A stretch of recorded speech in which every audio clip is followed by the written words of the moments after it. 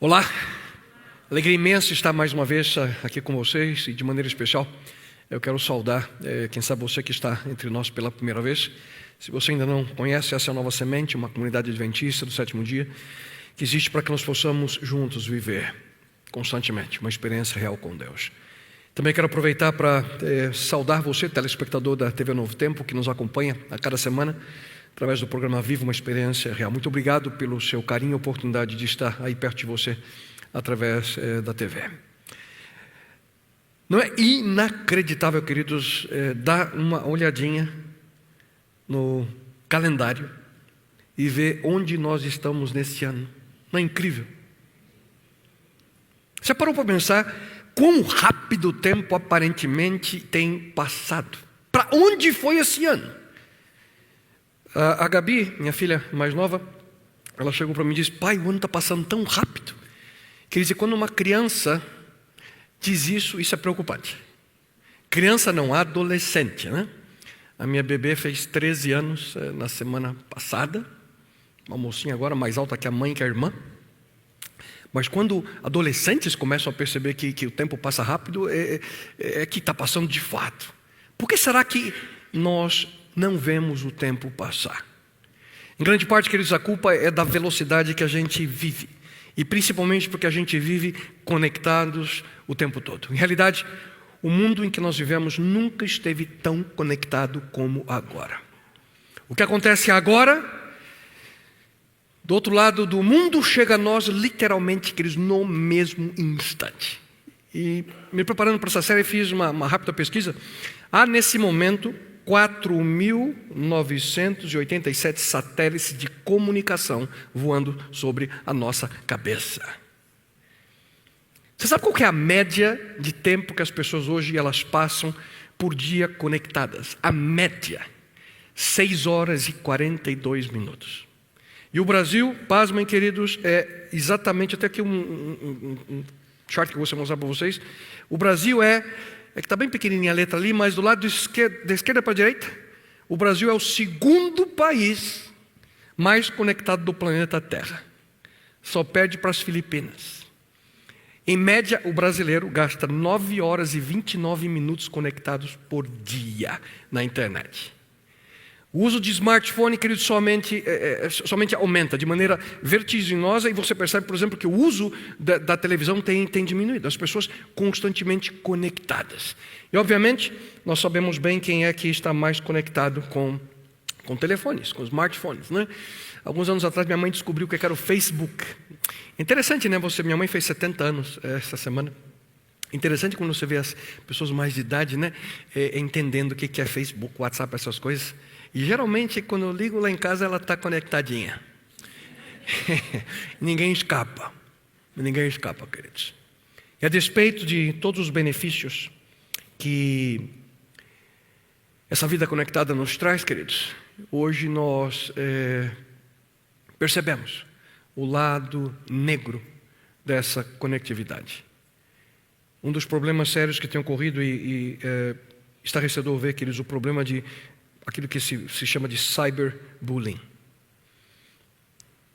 Pessoas que são confrontadas, infelizmente, a incidência de suicídio de adolescentes em virtude dos problemas relacionados com a internet é algo assustador.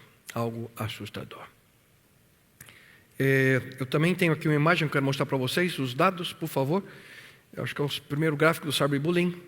Ali são os países, desde 2011, a quantidade de suicídios que ocorreram em virtude das pessoas se sentirem ameaçadas ou forçadas a tomar decisões negativas em virtude da internet. Em 2018, ano passado, o primeiro país, a Índia, 37 suicídios em virtude dessa questão. E o segundo país, vocês conseguem ver lá qual que é? Brasil. Eu não sabia desse dado, fiquei chocado quando eu vi. Terceiro lugar, Estados Unidos. Adolescentes que tiram sua vida em virtude da pressão que vem via internet. Suicídio, queridos.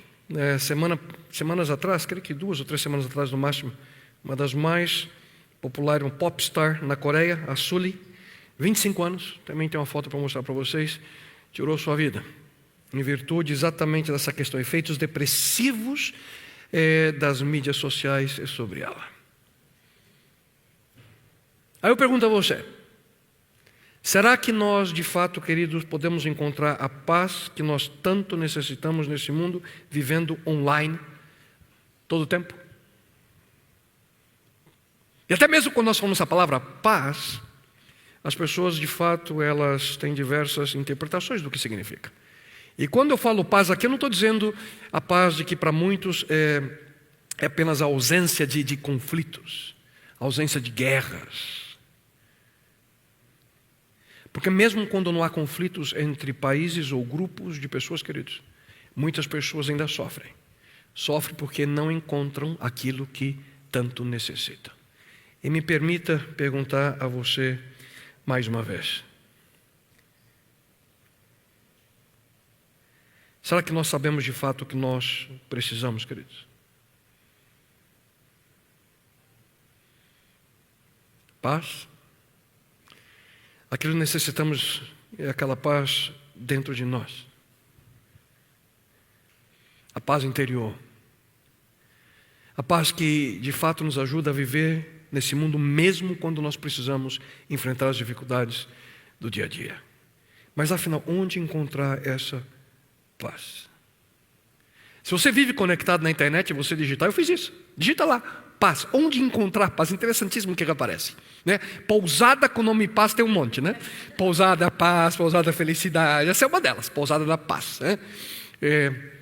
Quando você começa a buscar paz na internet, vem aula de yoga, apartamento na praia, maravilhoso, né? Mas quando vem o tio com aqueles 4 primos, a coisa complica, né? Do apartamento da praia. Quem sabe alguns pensam, não, essa felicidade eu vou encontrar quando eu tiver o carro do ano. Eu tinha um sonho quando eu era jovenzinho. Eu já contei para vocês, né, que eu comecei a trabalhar anos atrás na GM, né? Foi na época que lançou aquele carro, o Monza Classic, vocês lembram? Sonhava com esse carro, era o carro do ano. Dá uma olhadinha, dá até medo, né, de olhar. Não adianta, tudo que você comprar do ano que vem já não é mais do ano, já parou para pensar nisso? Daqui 10 anos, 15, 20, as coisas mudam, tudo passa, deixa de ser a fonte de felicidade. Será que uma nova casa é a solução? Aquele seguro de saúde completo? Alarme de última geração? Será que ratoeira é fonte de paz? Para Nereida é. Porque antes de ontem, o que é que nós achamos na garagem? Eu trouxe para vocês aí? A ratoeira foi linda, funcionou bem, fonte de paz para minha esposa. Funcionou. As coisas que nós buscamos para ter paz. Paz. O que de fato, queridos, pode trazer paz a nós, paz interior?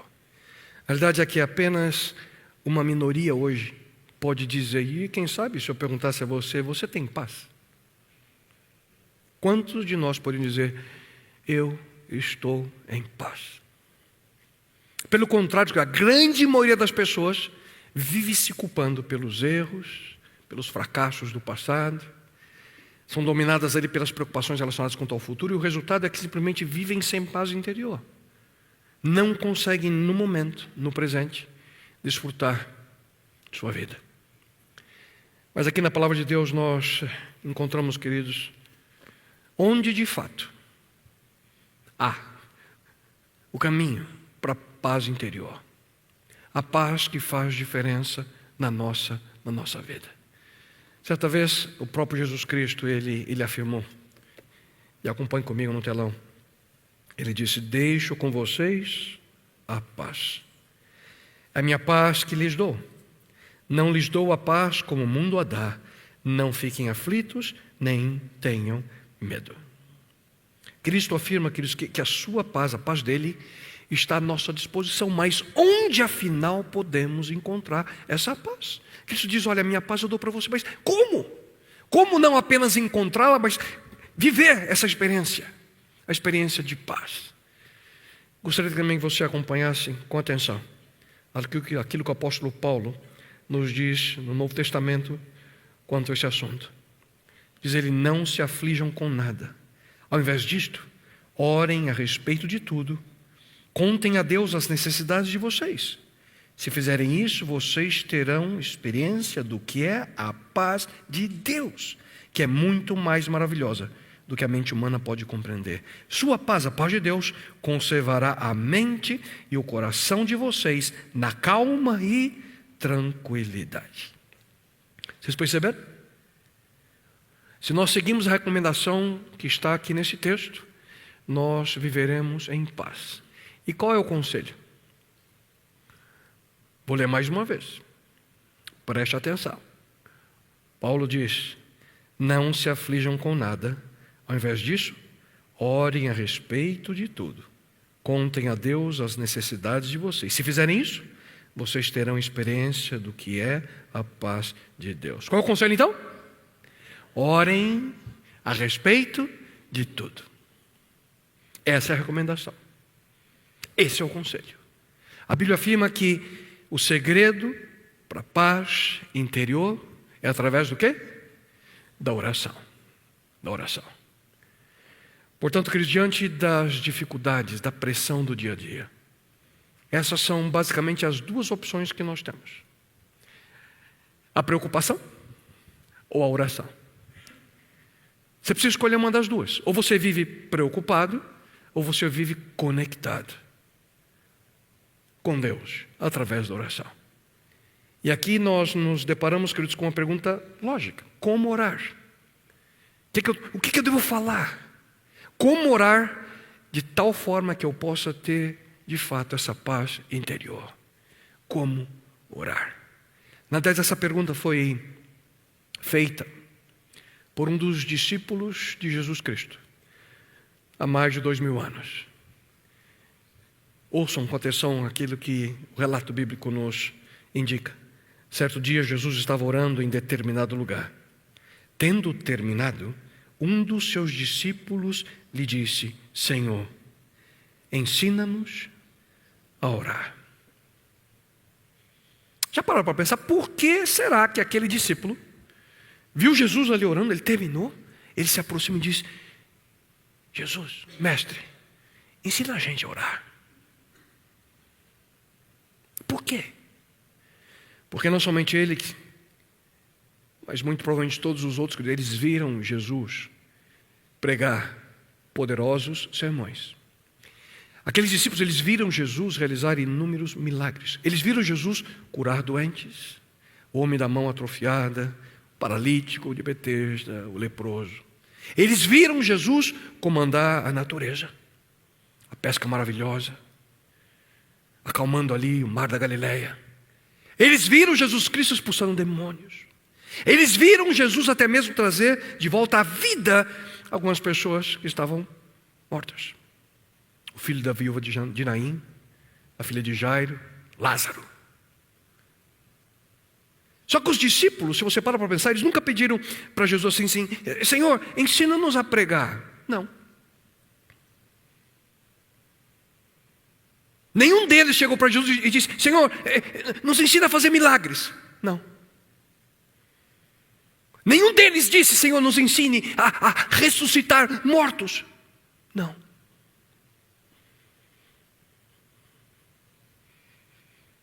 Ao invés disso, a súplica foi: Senhor, ensina-nos ao quê? A orar. Sabe por quê? Porque os discípulos viram que o poder do seu mestre era o resultado direto da sua vida de oração. Eles perceberam a ligação entre a extraordinária vida pública de Jesus com a sua vida secreta de comunhão com Deus, o Pai, através da oração. Os discípulos viram que Jesus vivia em paz. Eles caminhavam constantemente ali ao lado de Cristo. Viram com seus próprios olhos o Mestre por excelência, Jesus Cristo. Eles viram quão importante era a oração para Jesus Cristo. Queridos, ninguém soube orar como Cristo. Ninguém pôde orar como Ele. Os discípulos perceberam que a oração era o segredo da vida de Jesus Cristo. Mestre, ensina-nos a orar.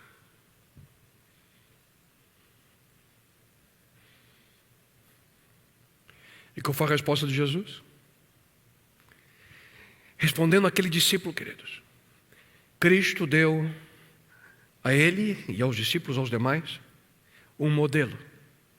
Cristo ensinou a eles um padrão de oração.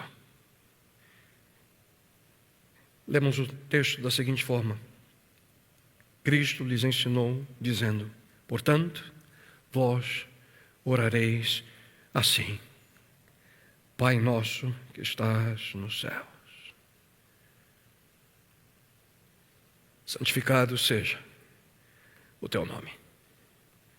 Venha o teu reino, seja feita a tua vontade, assim na terra como no céu. O pão nosso de cada dia nos dá hoje. Perdoa as nossas dívidas, assim como nós perdoamos aos nossos devedores. Não nos deixe cair em tentação, mas livra-nos do mal. Porque teu é o reino, e o poder, e a glória para sempre. Amém. Queridos, foi aqui, nesse momento, em resposta a essa súplica, Mestre, ensina-nos a orar, que Jesus nos ensinou a mais conhecida oração registrada na Palavra de Deus, o Pai Nosso. A maior lição que nós podemos, queridos, encontrar de como viver a conexão real. Como viver a conexão real com a única fonte de paz genuína e paz que se mantém, paz que perdura. E durante essa série, queridos, eu convido você, juntamente comigo, a que possamos juntos, em detalhes, analisar 8 razões pelas quais podemos, através da oração do Pai Nosso, de fato, encontrar a fonte de paz que todos nós necessitamos.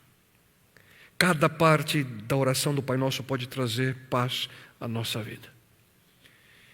E o desafio começa nesse momento. E eu vou estar orando por vocês a cada momento das minhas orações pessoais, e espero que você também o faça. A que aquilo que você vai ouvir deixe de ser informação. Aquilo que vamos ouvir, queridos, deixe de ser apenas algo cognitivo, intelectual, mas que possa ser um convite à prática, para que isso possa de fato ter um significado mais profundo para a sua vida. E é meu sincero desejo que você aprenda e que você viva conectado com essa fonte inesgotável de paz. É uma decisão que você precisa tomar. A quem ou com o que você quer estar conectado. O convite é esse, a que você possa estar conectado de maneira completa a essa fonte inesgotável de paz, paz interior. E hoje nós vamos juntos explorar a primeira parte dessa prece ensinada por Jesus, conforme o registro que nós encontramos no Evangelho de Mateus, que eu acabei de ler. E dessa vez eu quero utilizar a nova versão internacional. E lá em Mateus capítulo 6, no verso 9, nós lemos assim. Cristo diz: orem assim: Pai nosso, que estás nos céus. Queridos, essa sentença de Jesus foi uma das ideias mais extraordinárias aos seus dias. Nós estamos acostumados, tanto que a gente ouve, né, de que Deus é nosso Pai. Mas naqueles dias, ninguém chamava Deus de Pai. Na realidade, no Antigo Testamento, Deus ele é associado com a palavra Pai apenas 7 vezes. Mas na oração, o modelo que Cristo nos ensina, ele afirma logo no começo que Deus é o nosso Pai. Pai. Pai.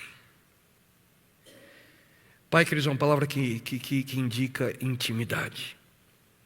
Jesus queria que todas as pessoas entendessem que Deus não é um ser tirano, muito menos um Deus ausente, um Deus apático, um Deus impessoal que simplesmente traz esse mundo à existência e aqui nos deixa órfãos. Não.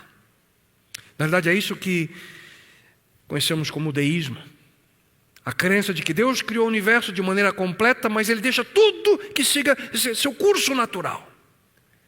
Um Deus que não interfere na vida de suas criaturas, que as deixa à parte, sozinhas.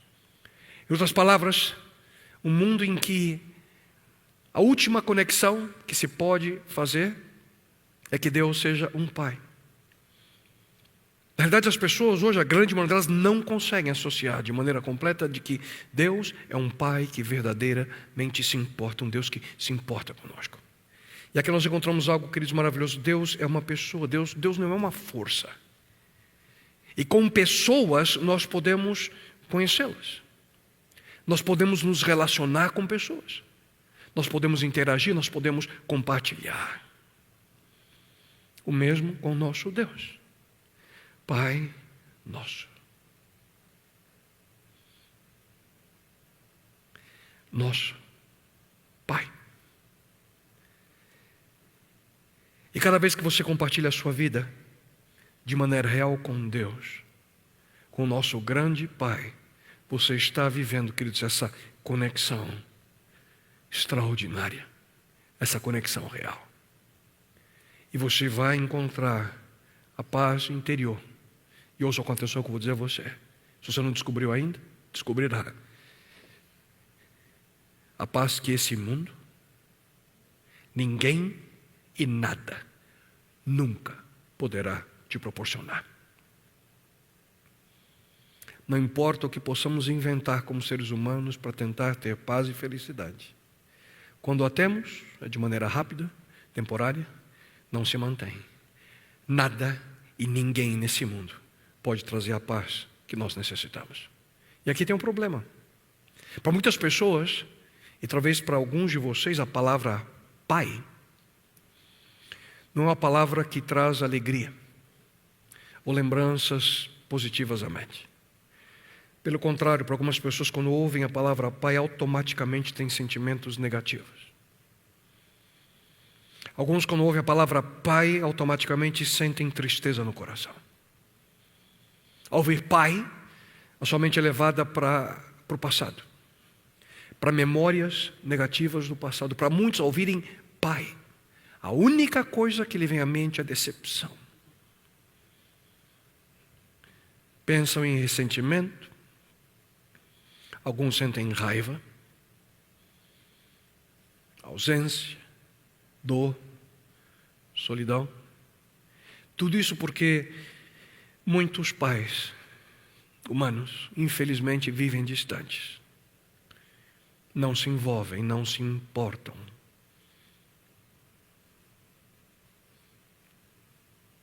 Não se dão. Portanto, infelizmente, alguns pensam assim: se Deus é como meu pai, muito obrigado. Eu não quero sequer saber dele. Muitos agem até de maneira inconsciente dessa forma, porque transferem toda a emoção negativa, arrastando assim esse passado tenebroso que tem, esse ressentimento com culpa, mágoa, imaginando que tudo que vivem hoje vem da experiência negativa que desenvolveram com aquele que chamam de pai. Por exemplo, se você cresceu ao lado de um pai incompreensivo, você vai ter a tendência de pensar que Deus é incompreensivo. Isso é natural. E você também vai pensar que Deus, Ele pede coisas incompreensíveis na sua vida. Isso porque Deus é incompreensivo, assim como seu pai. E assim vai ser com outras circunstâncias. Se o pai foi infiel, egoísta, rancoroso e assim por diante, as pessoas que passaram por essas experiências têm a tendência de olhar para Deus com os mesmos olhos. Algum tempo atrás que foi feito um estudo sobre as 50 pessoas, os ateus mais famosos da história. Foram pessoas que simplesmente não acreditavam em Deus. Freud, o pai da psicanálise. Marx, um dos pais do comunismo. Nietzsche, o pai do existencialismo. Lenin, o pai do bolchevismo. Que ironia! Todos eles foram figuras proeminentes em seus dias, como pais de algum movimento que marcaram a história humana. Mas, queridos, querem saber algo que era comum a todos eles, os 4 que aqui mencionei? Ferrenhos ateus. A única coisa que esses 4 compartilhavam em comum entre eles era que todos eles odiavam seu pai terrestre, seu pai humano. Nenhum deles teve um bom relacionamento com seu pai carnal. E sem dúvida alguma, eles transferiram essa experiência a tal ponto em que não mais acreditavam na existência de um Pai celestial. Não estou aqui dizendo que todo ateu teve um problema com seu pai humano, mas a tendência é de que quando dificuldades temos nessa área pessoal, é transferida a mesma experiência para o relacionamento com um Pai celestial. Não, chega. Para mim é suficiente. E hoje nós iniciamos com essa jornada na busca da paz que nós tanto necessitamos. Eu tenho uma pergunta para você. Como você vê o Pai Celestial? Como é Deus para você? Um Pai? Nosso Pai? Seu Pai? Como você vê Deus? E na Bíblia nós encontramos, queridos, ao menos 4 realidades que nos mostram que tipo de Pai é esse Deus. Eu gostaria de maneira rápida agora, passar a você essas 4 realidades sobre o Pai Nosso. Quem é Ele? Quem é Ele? E a primeira realidade é que Ele é um Pai que ama e um Pai que se importa. Deus, queridos, nos ama mais do que nós podemos imaginar. Na verdade, Deus, Ele nos ama mais do que nós podemos sequer entender. Nós não possuímos capacidades mentais suficientes para compreender de fato quem é Deus e o quanto Ele nos ama. Uma criatura nunca pode de fato compreender seu Criador. E para que nós pudéssemos ali, quem sabe, começar a compreender de fato o amor de Deus, Ele, Deus, decidiu vir a esse mundo como um de nós, para que a experiência de amor pudesse ser concreta, para que a experiência de amor pudesse ser real a nós. E dentro dessa nova realidade, o amor de Deus por nós, ele é tão grande que o apóstolo Paulo, ele tenta descrevê-lo assim, e nos desafia. Ele nos desafia a compreender a largura, o comprimento, a altura e a profundidade, e conhecer o amor de Cristo, que excede todo conhecimento. O amor de Cristo, o amor de Deus por nós, queridos, excede, vai além de qualquer coisa que sequer podemos imaginar. Na realidade, o amor de Deus é além do que uma simples atitude. Não é algo que Deus faz. Alguns não compreendem isso. Porque quem sabe situações de sua vida não acontecem como desejam, dizem, não, Deus não pode amar.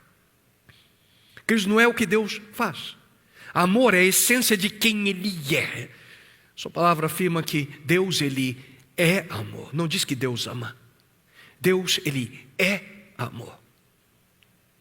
Nós também encontramos no Antigo Testamento a seguinte afirmação: o Senhor sente um amor bondoso e uma compreensão especial por quem o respeita e lhe obedece.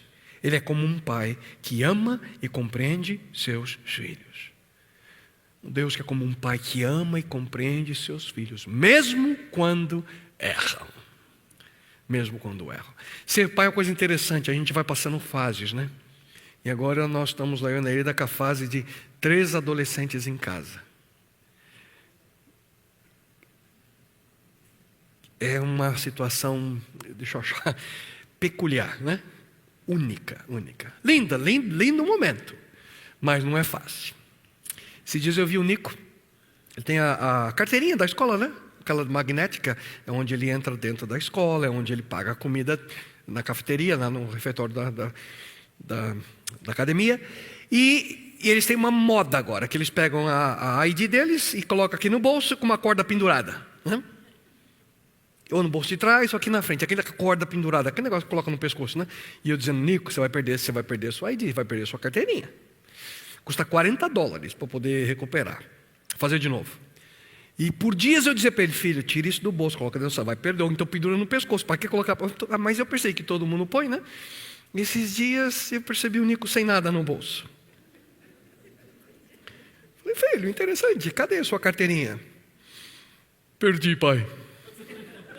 Foi sensacional, entendeu, né? Como é que você está comendo? Estou usando o da Isabela. A pobre da Isabela agora está com a conta o dobro, né? Perdeu, eu avisei. Já aconteceu com vocês de avisar o filho? Já aconteceu? A gente avisa e eles fazem. Mas a pergunta que eu tenho para você: o amor pelo seu filho muda quando ele erra? Não muda, não. Queridos, o amor de Deus por nós não muda quando nós erramos. Deus nos ama. Deus ama cada um de nós. E é por essa razão que Ele se importa conosco. Há uma linda história no Novo Testamento que ensina claramente a nós essa lição.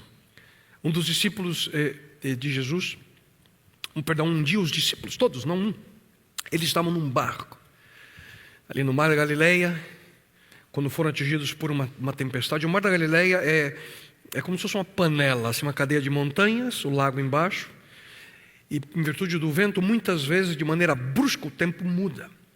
Eles estavam ali e, de repente, uma tempestade chegou onde estava o local do barco. As ondas eram fortes ali, a água começou a entrar no barco. Pouco a pouco a situação começou ali a piorar, dando a impressão que eles iam afundar. E os discípulos se esqueceram de um pequeno detalhe.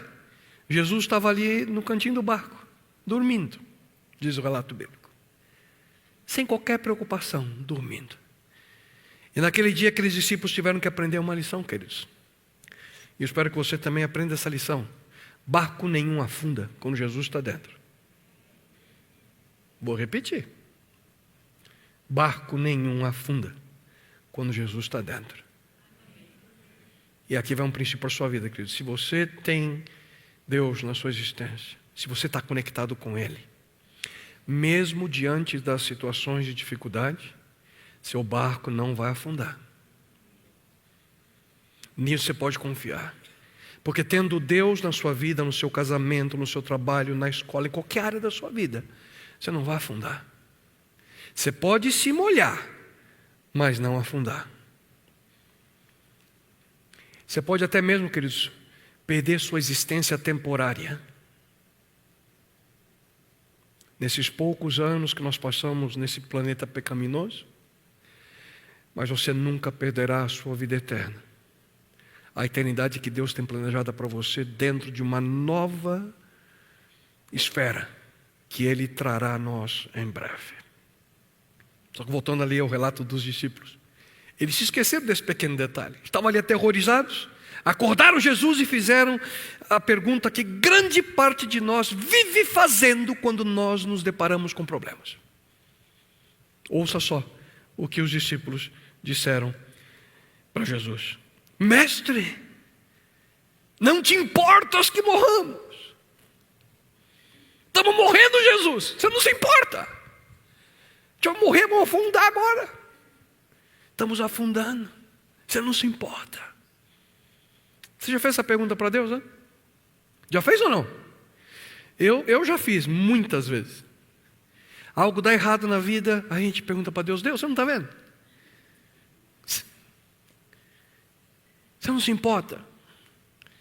Não está vendo o que está acontecendo comigo, com a minha família, com a minha saúde, com a minha mulher, com os meus filhos, com o meu trabalho? Quantas e quantas vezes eu passo por situações assim. Você não está vendo, Senhor? Nesses últimos anos, com tantas responsabilidades, com viagens, compromissos, tem hora que voo que cancela e eu vou perder aquilo. Eu falo: Senhor, você não está vendo? Estou trabalhando para ti, está dando tudo errado. Você não se importa, Senhor? Ai, queridos, Deus responde essa pergunta a nós repetidas vezes na Bíblia.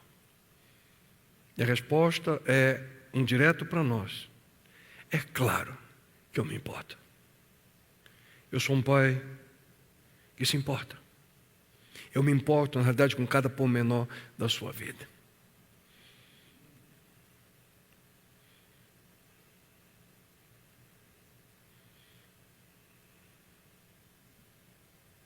De ontem para hoje só Deus e nós dois sabemos o que aconteceu. E quantas vezes, Senhor, está feio o negócio, e agora? Me ajuda. E eu posso afirmar a vocês, ao estar aqui hoje, que Deus diz: filho, não te preocupa, eu me importo, vai dar tudo certo. E é pela simples razão, queridos, de que Ele é Deus. Ele é Deus. Ouça atenção àquilo que nós encontramos em sua palavra. Lancem sobre Ele toda a sua ansiedade, porque Ele tem cuidado de vocês. E aqui o texto, queridos, ele é muito claro, dizendo toda a ansiedade. Sabe o que está incluso aqui, quando ele diz toda? Sabe o que está incluso? O que está incluso? Tudo! Na verdade, nada está fora. Deus diz que toda ansiedade, qualquer uma delas, você pode deixar sobre Ele. Porque Ele é um Pai que se importa. Interessante que a palavra grega, que é traduzida por lancem, epiripsantes é a palavra, significa literalmente quando você joga algo em cima de uma outra coisa.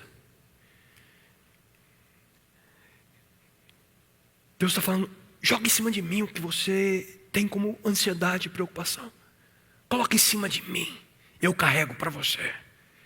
E é por essa razão, queridos, que quando Cristo por este mundo andou, Ele afirmou: venham a mim todos os que estão cansados e sobrecarregados, e eu lhes darei descanso. E às vezes eu me sinto cansado. E você? Cansado de carregar problema? Cansado de ver a mesma situação e não fazer ideia de como mudar as circunstâncias? Jesus convida você, convida a mim. Ele diz: vem para mim, meu filho. E na sequência desse texto extraordinário, Jesus diz: tomem sobre vocês o meu jugo e aprendam de mim, pois sou manso e humilde de coração, e vocês encontrarão descanso para as suas almas, pois o meu jugo é suave e o meu fardo é leve. Sabe por que Jesus disse isso? Você sabe o que é esse jugo? Esse jugo, queridos, é aquele pedaço de pau que coloca entre dois bois. Esse é o jugo. Para que isso? Geralmente aqueles que trabalham com esses animais, eles tentam colocar ali, quem sabe, é uma coisa importantíssima no processo, um boi mais experiente com um boi mais jovenzinho. Porque o boi jovenzinho, ele é meio afoito e começa a andar rápido e se cansa. Já o boi mais experiente vai do lado e fala: escuta, baixa a bola aí, nós temos que ir juntos esse negócio. Aqui é trabalho de dois, somos um pouquinho juntos. Quando Cristo diz: coloque sobre você o meu jugo, Ele está dizendo: queridos, nós vamos juntos. Eu estou com você, eu me importo. O que Cristo diz é: você está cansado, sobrecarregado, vem a mim. A gente vai juntos, vamos juntos. Como é que a moçada diz? Estamos juntos, né? Assim que fala, né? Esse texto mais ou menos é traduzindo que Jesus está falando: estamos juntos. Estou junto contigo. Será que Deus se importa com o seu trabalho? Sim. Será que Deus se importa com as suas contas? Sim. Todas elas, sem exceção. Seus relacionamentos, suas notas na universidade. Será que Deus se importa se você está grávida ou não? Será que Ele se importa com os seus sucessos, com os seus fracassos, com a sua alegria, com a sua dor? Será que Deus se importa com cada pormenor da nossa vida? Sim, cada um deles. No seu mais famoso sermão, discurso, conhecido como o Sermão da Montanha, Jesus Cristo, Ele afirma o seguinte: observai as aves do céu, Não semeiam, não colhem, nem juntam, não ajuntem celeiros, contudo o vosso Pai Celeste a sustenta. Porventura não valeis vós muito mais do que as aves?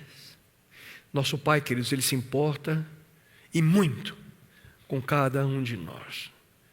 E Cristo, Ele continua dizendo: portanto, não vos inquieteis dizendo: que comeremos, que beberemos, ou com que nos vestiremos, pois vosso Pai Celeste sabe que necessitais de todas elas. Pergunto a vocês que são pais: você quer que o seu filho ou sua filha se preocupe com o que vai comer ou com o que vai se vestir? Geralmente lá em casa, a Isa, quando eu pego eles na escola, ela diz para mim: pai, o que a gente vai comer hoje? Principalmente quando a Nereida está de plantão, que a coisa fica mais complicada, né? O que a gente vai comer hoje? A gente sempre dá um jeito. Eu sempre falo: filha, você passou fome alguma? Sempre nós vamos dar um jeito. Fica tranquila, vamos comer algo. Mas se meus filhos chegassem para mim e dissessem: pai, a gente está realmente preocupado, porque eu acho que não tem o que comer hoje. A gente está preocupado porque a gente não tem como se vestir. Se eles dissessem isso, eu sentiria que, quem sabe, eu estou falhando como pai. Porque eles estariam duvidando se eu posso ou não cuidar deles. E cada vez que nós nos preocupamos, que nós estamos indiretamente duvidando se nós temos um Pai no céu que se importa conosco. Vocês ouviram? Cada vez que a gente fica se preocupando com coisas, vivendo, querendo tomar todas as coisas em nossas mãos, estamos duvidando se há um Pai no céu que cuida de nós. Cada vez que você se preocupa, você está agindo como se Deus não existisse. Como se Ele não se importasse com você ou com a sua família. E é por isso que Jesus, certo dia, Ele afirmou com uma pergunta retórica antes.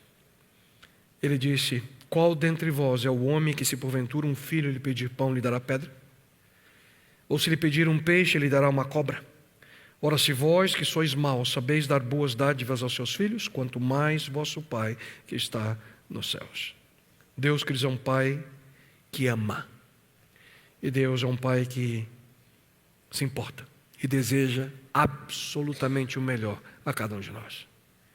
Além disso, a Bíblia também afirma outra característica sobre Deus Pai. Deus como um Pai. Que Deus é um Pai que cumpre com aquilo que Ele promete. Deus cumpre suas promessas. Deus cumpre aquilo que Ele promete. Deus nunca vai deixar de cumprir suas promessas. A gente pode confiar nele. Ele é verdadeiro, Ele é confiável, Ele é fiel, Ele é constante. O profeta Isaías, no Antigo Testamento, ele afirma o seguinte: seca-se a erva, cai a flor, mas a palavra de nosso Deus permanece por quanto tempo? Eternamente. Quando o nosso Pai Celeste promete algo, Ele cumpre, Ele não muda. Ele não muda. Deus não é como as nossas ideias sobre Deus. As ideias humanas sobre Deus que são incríveis, são incríveis. Você já leu algo sobre os deuses gregos, aquilo que nós já inventamos como seres humanos sobre as deidades, sobre os deuses gnósticos? Parece novela mexicana, porque eles vivem mudando de ideia, esses deuses. Mudam de ideia a cada instante. Só que isso não acontece com Deus verdadeiro. Ele sempre é amoroso, sempre o mesmo. Deus, através do profeta Malaquias no Antigo Testamento, ele afirma: de fato eu, o Senhor, não mudo. Deus, Ele é consistente, queridos. Deus mantém suas promessas. Na realidade, um dos grandes problemas entre pais e filhos tem a ver com essa questão de promessa. É uma das maiores causas de ressentimento e rebeldia. Promessas que muitos fazem aos filhos, mas não cumprem. E até mesmo os melhores pais, a gente de vez em quando, não que eu me coloco entre eles, né, mas a gente faz umas promessas que é complicado você cumprir, né? Alguém já fez alguma promessa para o filho que foi complicado cumprir? Já fizeram? Eu estava uma vez no escritório trabalhando tão compenetrado, escrevendo. De repente, a Isa entrou, começou a conversar comigo, e na conversa vai, conversa vem, eu nem prestando atenção nela direito, escrevendo, ela falou: pai, eu queria um cachorro. Aí a conversa vai, conversa vem, conversa vai, conversa vem. Ah, que bom, filha, também que bom, a gente vai ter um cachorro um dia. Você promete, pai? Eu acho que eu prometo. Falei, prometo para ela. Ai, prometi antes de falar com a mãe. E ali foi uma negociação, demorou quase 3 anos essa negociação. Demorou. Mas finalmente, e eu escutava dela: pai, mas você prometeu. Você já escutou isso do filho? Parece uma faca, né? Mas você prometeu. A gente começou a colocar culpa na Gabi. Não, quando ela crescer, filha, quando ela estiver caminhando, quando não precisar mais de fralda. Mas teve um momento que não deu mais. Tivemos que cumprir a promessa. E aqueles que conhecem minha família, o Alex tem 10 anos, o cachorro, né? Então já está com a gente, faz 10 anos que isso se cumpriu, né? Esses últimos dias a Isabela veio com outra coisa: pai, eu estou querendo um carro, mas eu já aprendi minha lição, né? Tem que ser devagar com essa coisa da promessa. Deus, queridos, nunca quebra as suas promessas. Deus não quebra as suas promessas. O apóstolo Paulo, ele afirma que Deus nunca voltará atrás em suas promessas. Deus não quebra as promessas. Ele é um pai consistente. E aqui muitos enfrentam sérias dificuldades em confiar em Deus, pela simples razão de terem vivido com um pai humano inconsistente. O mesmo problema que eu mencionei minutos atrás. Pessoas que fazem esse correlato da experiência com um pai humano em relação ao pai celestial. Não creem, não veem consistência. Não sabiam que quando iam lidar com o pai, se iam receber carinho ou violência. Não sabiam se eles estariam calmos ou agressivos. Na realidade, tudo dependia da lua que o pai acordava. E dentro dessa realidade, dessa inconsistência de alguns pais, não é surpresa que para muitos é difícil ver um Deus como um Deus que se importa ou um Deus que cumpre as promessas. Compreender quem Deus realmente é significa não apenas compreender, mas acima de tudo, viver as duas palavras da oração modelo. As duas palavras que Cristo pronunciou ao dizer: Pai nosso, nosso Pai. Um Pai que ama, um Pai que se importa e um Pai que cumpre com aquilo que Ele promete. Ele diz: eu não mudo. Deus cumpre com aquilo que Ele promete. Uma terceira realidade sobre Deus, que diz que Ele, além de ser um Deus que se importa conosco, nos ama, um Deus que cumpre suas promessas, também é um Deus que está sempre presente. A Bíblia ela é muito clara em dizer que Deus não está distante, e Ele está sempre perto quando nós precisamos dEle. No Novo Testamento nós encontramos que Deus nunca está longe de cada um de nós. Mas infelizmente muitos cresceram sem ter um pai perto. Muitos cresceram sem ter essa experiência. O pai sempre viajava, ou com os amigos, e mesmo quando estava em casa, eram alienados da situação com seus filhos. E os resultados vêm exatamente dessa forma. A forma de negativamente ver a relação com Deus pela maneira negativa que tiveram um relacionamento com seu pai humano. Mas nós precisamos, queridos, entender que Deus é um Deus que está presente. E para isso, encontramos 3 importantes verdades sobre a natureza de Deus, em relação à sua presença. Verdades sobre esse Deus. A primeira delas é que Deus, Ele nunca está ocupado para nós. Quando nós clamamos a Deus por auxílio, Ele nunca diz para a gente: olha, espera um pouquinho, filho, eu estou ocupado, você pode voltar daqui a pouquinho? Não. Davi, ele afirma no livro dos Salmos: o Senhor ouve todos os meus humildes pedidos e responde a minha oração. Não importa que você traga a Deus, não importa quando ou como você se aproxima dEle, Ele nunca vai te dizer: espera um pouquinho que eu estou atendendo outra pessoa, não posso te ouvir agora. Deus sempre está disposto a nos ouvir. Deus está sempre ali, pronto, nunca ocupado para nós, a qualquer momento, a qualquer hora. E é por essa razão que nós podemos viver essa conexão real com Deus. Muitas vezes quando nós tentamos nos conectar, por exemplo agora, ao tentar conectar no Wi-Fi, às vezes no hotel, não conecta. Com Deus não existe isso. Não tem aquele negócio que fica tentando e não conecta. Não. Com Deus, ao você se conectar através da oração, imediatamente você tem disponível sua presença. Um Deus que nunca está ocupado para nós. Outra realidade é que esse Deus, Ele ama atender às nossas necessidades. Ele não vai te dizer: escuta, onde é que você estava ontem? Está querendo agora? Agora desculpa, pega a senha, vai para o final da fila. Tem 7,7 bilhões de pessoas na frente. Daqui a pouquinho eu falo com você. Não. Ele está sempre disposto a atender a nossa real necessidade. E é por essa razão que esse mesmo Deus diz: buscar-me-eis e me achareis, quando me buscardes de todo o vosso coração. Tempo depois, Cristo diz: peçam e lhes será dado, busquem e encontrarão, batam e a porta lhes será aberta. Pois todo o que pede recebe, o que busca encontra, e aquele que bate à porta será aberta. E a terceira realidade sobre Deus que eu quero mencionar também, em relação à sua presença, é que esse Deus é um Deus que ele se simpatiza, queridos, com nossa dor. Nós que somos pais, quando vemos um filho sofrendo com dor, sofremos.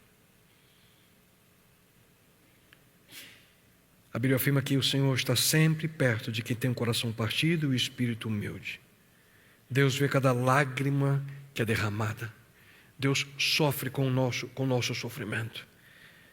E é duro, e eu me recordo quantas vezes já escutei dos meus filhos: papai, está doendo.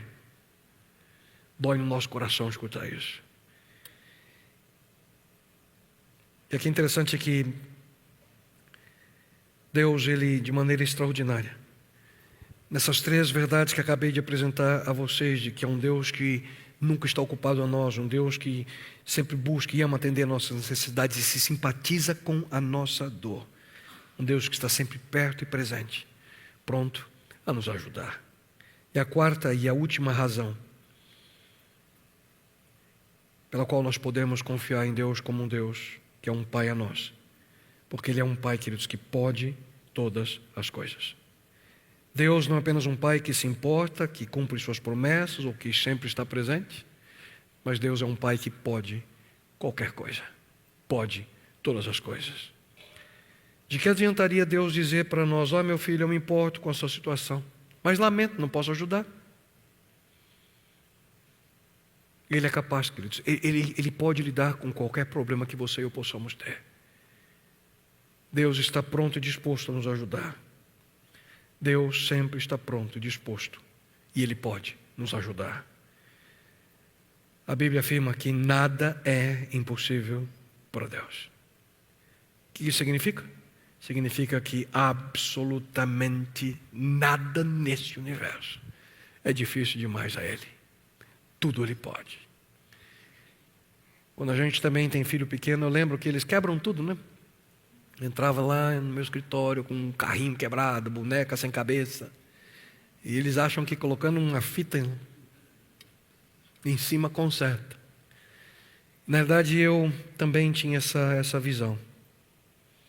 Eu cresci assim, eu cresci pensando que meu pai podia tudo.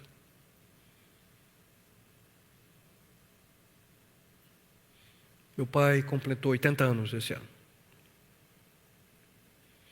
E a gente vai vendo nossos pais envelhecendo e a gente começa a perceber que o pai humano, ele é limitado. Não pode todas as coisas. Meus filhos já perceberam que o pai deles é limitado. Tem problemas. Não consegue tudo. Não conserta tudo. Que é limitado. Que não tem todo o dinheiro que eles sonham, não tem como proporcionar tudo aquilo que eles querem. A gente vai percebendo. Mas há um Pai, queridos, que não é limitado. Há um Pai celestial, que o apóstolo Paulo aponta a Ele dizendo que Ele é aquele que é capaz de fazer infinitamente mais do que tudo o que pedimos ou pensamos. Pense no maior problema que você já enfrentou na sua vida até aqui. Ou quem sabe, você pode, pensar no maior problema que você estava enfrentando nesse exato momento. Qual é o maior problema que você vive agora? Ou quem sabe um problema que você vai enfrentar no futuro, não sei. Não importa. Deus pode lidar com cada um deles. Nosso maior problema, na realidade, é que quando nós vivemos preocupados com as nossas dificuldades, indiretamente nós não acreditamos que Deus, nosso Pai Celeste, pode nos ajudar. Deus não pode fazer nada, o problema é muito grande. É sua visão sobre Deus que é muito pequena. Nada é maior do que Deus. Nada é mais poderoso do que Ele. Nada. Deus pode lidar com qualquer coisa. Deus é competente, queridos, no seu cuidado com seus filhos. Ele é um pai que cuida, um pai que se importa, um pai que está presente, um pai que cumpre suas promessas e um pai que pode fazer qualquer coisa por amor a nós. Qualquer coisa. Inclusive dar a sua própria vida por você. Será que Deus de fato é um pai para todos, né? A resposta é sim e não. Sim, todos nós fomos criados por Deus, mas ao mesmo tempo nem todos o reconhecem como pai. Isso porque a real paternidade que nos exige algo além do que simplesmente ter um filho. Existem milhões de crianças nesse planeta que nunca conheceram o seu pai. Milhões. Ser pai é mais do que simplesmente gerar uma criança. Ser pai é estar relacionado em amor com o filho, com a filha. E é exatamente esse tipo de relacionamento que Deus deseja ter com cada um de nós. Um relacionamento de pai para com o filho. E é por essa razão que Cristo veio a este mundo, para nos mostrar em humanidade quem é o pai. Mas como tornar-se de fato um filho de Deus? Como de fato poder vê-lo como pai? Só uma maneira: através da fé em Cristo. Ele disse: eu sou o caminho, a verdade e a vida. Ninguém vem ao Pai senão por mim. Queridos, não há um verso sequer na Bíblia que diz que nós nos tornamos filhos de Deus através de uma religião. Não há um texto na Bíblia que diz que nós nos tornamos filhos de Deus através de uma denominação. Deus não quer apenas uma simples religião. Deus não quer que você simplesmente siga uma denominação. Deus quer algo muito além disso. Deus deseja que você o conheça de fato, que você vive esse relacionamento com Ele. Existe um pai que o conhece. Um pai que conhece você de maneira completa e um pai que o aceita de maneira incondicional. Um pai que hoje está de braços abertos esperando por você. E muitos, infelizmente, hoje, por não conhecerem quem de fato Deus é, andam por este mundo aparentemente sem um lar. A despeito do sucesso que podem, quem sabe, ter nessa terra, se sentem abandonados pelas ruas desse planeta, queridos, tentando encontrar alegria, paz e felicidade sozinhos. Mas invariavelmente sentem solidão, o vazio. Mas há uma alternativa, há um caminho, a conexão real que podemos ter com o Pai, nosso Pai, o Pai Celeste. Não quer você dizer a Ele hoje: Pai, meu Pai, nosso Pai. Nesse momento, a orar, eu vou dividir a oração em duas partes, porque talvez esse seja um momento apropriado para você agradecer a Deus. E talvez a experiência permite que você possa dizer mais ou menos o seguinte: Deus, sou obrigado pelo o Pai humano que o Senhor me deu. Ele nunca foi perfeito, mas foi um Pai que transmitiu amor a mim. E quem sabe muitos de nós tivemos também essa experiência de ter um Pai que soube transmitir amor, e por isso nós te agradecemos, Senhor. Obrigado pelo nosso Pai. Mas nesse momento eu também quero orar por você que talvez não consiga dizer as mesmas palavras. Talvez para você a oração vai mais ou menos assim: Deus, eu já me decepcionei tantas vezes com meu pai, mas você prometeu não me decepcionar. Deus, eu fui abandonado pelo meu pai, mas você prometeu nunca me abandonar. Eu nunca fui amado pelo meu pai, mas você promete me amar. E que a tua presença em minha vida, Pai Celeste, possa ser a experiência de que eu possa ver um pai que se importa, um pai que cumpre suas promessas, um pai que sempre está presente e um pai que tudo pode.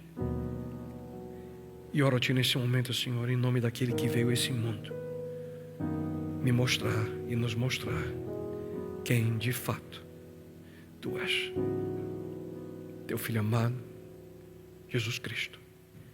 E é no nome dele que oro a Ti, Deus Celeste. Amém, Senhor.